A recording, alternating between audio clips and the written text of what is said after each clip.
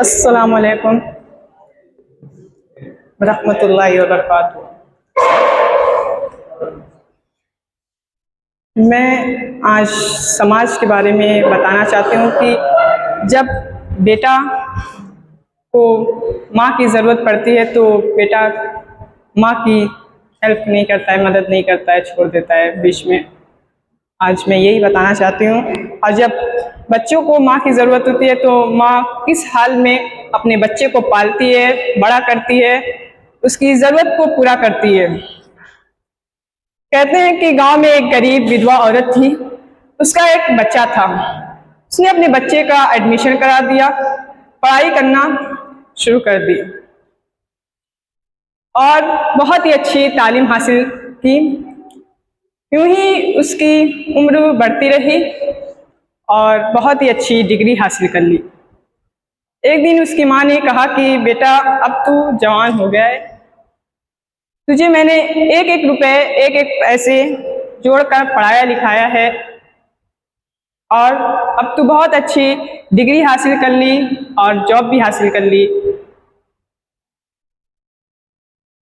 तो मैं चाहती हूँ कि अब तू शादी कर ले।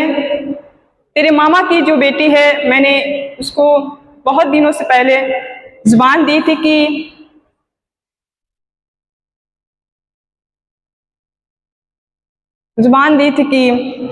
तू शादी कर ले। अब तेरे पास अच्छी नौकरी भी है और अच्छी जॉब भी है, तो मेरी मर्जी ये है कि उससे शादी कर ले। तो बेटा ने कहा कि माँ, मेरे पास अच्छी डिग्री है और मैं एक अच्छा ओहदेदार इंसान हूँ, मैं कैसे उस गरीब के साथ शादी कर लूँ। तो उसका बेटा ने इतनी सी बात कही, उसकी माँ के कलेजे पे छुरी सी चल गई, उसकी माँ का कलेजा हिल गया। उसकी माँ ने अपने मन में सोचा कि जब बच्चा छोटा था तो मैं उसके लिए क्या क्या की थी, और जब वो अच्छे ओहदे पर आ गया, अच्छी जॉब लग गई, तो अपनी गरीबी भूल गया और उस गरीब लड़की को शादी करने से इनकार कर दिया। उसकी जॉब जहाँ लगी थी, अपनी माँ को वहाँ पर ले गया और उस घर के सामने एक खूबसूरत सा घर था और खूबसूरत सी लड़की भी थी। तो वो लड़का जब उस खूबसूरत लड़की को देखा तो अपनी माँ से कहा कि माँ, उस घर में एक खूबसूरत सी लड़की है और मैं चाहता हूँ कि मैं उससे शादी करूँ और आप उसके घर मेरे लिए रिश्ता लेकर जाएं। तो माँ चुपचाप उसकी बात सुनती रही और उसके घर रिश्ता लेकर गई और रिश्ता भी हो गया। और शादी के कुछ दिन बाद एक बच्चा हुआ और उसकी माँ बहुत ही खुश हुई और उसके पोता हुआ था तो बहुत ही खुश हुई। अपने पोते को बहुत ही मानती थी और उसको नहलाती थी, खिलाती थी, पिलाती थी, बहुत कुछ उसके लिए करती थी।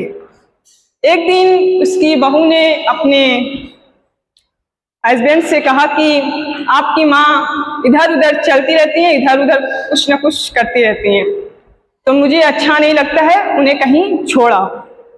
तो उसके बेटे ने कहा कि ठीक है, मैं उसे किसी रिश्तेदार के वहाँ छोड़ाऊंगा। तो जब 3-4 रोज के बाद वो इंतज़ार करती थी कि अब मेरा बेटा आएगा मुझे लेने के लिए, उसका बेटा नहीं आया। फिर वो खुद लौट आई। फिर इसी तरह एक दिन और उसकी कहा कि आपकी माँ इसी तरह करती है, इधर उधर कुछ न कुछ। तो उसके बेटे ने ऐसी जगह छोड़ आया कि वहां से लौट कर ना आ पाए और उसको अपने पोते से बहुत प्यार था और उसकी बहू ने इसी तरह उसे तड़पाती थी कि यहाँ से चली जाओ, और उसका बेटा उसी तरह उसकी बात सुनता था।